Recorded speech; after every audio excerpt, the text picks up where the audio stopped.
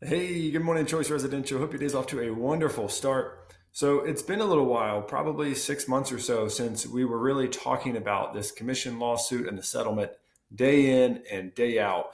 And we were having conversations about how to discuss commissions with your clients. So, a lot of time has passed, and we don't have so many of those conversations as often anymore. So, I just wanted to bring up and remind each of you that when you're having conversations about commissions, particularly with your sellers, to separate the listing agent commission or compensation from the buyer agent compensation in your discussion. So you're going to be talking to the seller about the commission or the compensation that I charge for my services is X, all right, period. So we're done talking about the compensation or the commission that you charge as the listing agent. And now, Mr. and Mrs. Seller, let's talk about what we could potentially offer a buyer's agent and why that's important.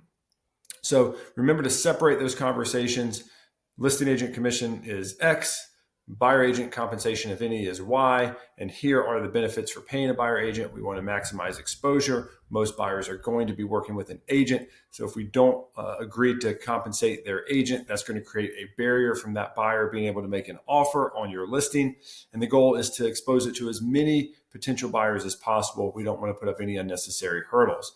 So when you're talking about a net sheet, same thing. You're going to itemize your listing commission as one item, buyer agent compensation as another item, which if you look at the seller net sheet or estimate of seller's equity, as we call it, we have that in the document section in Suite Assist. You'll see those are already broken up. In fact, we actually break up the listing commission or listing fee, marketing fee, and then the buyer agent fee as three separate line items. Just helps create smaller numbers for each of those items and demonstrate that some of this compensation is going towards marketing your home.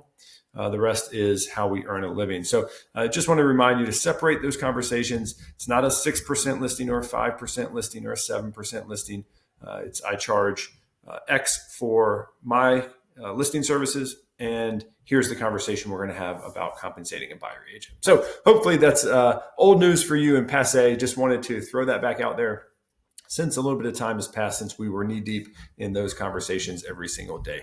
All right, if you have questions, as always, put them in the comments below or reach out and we're happy to help. Until next time, take care.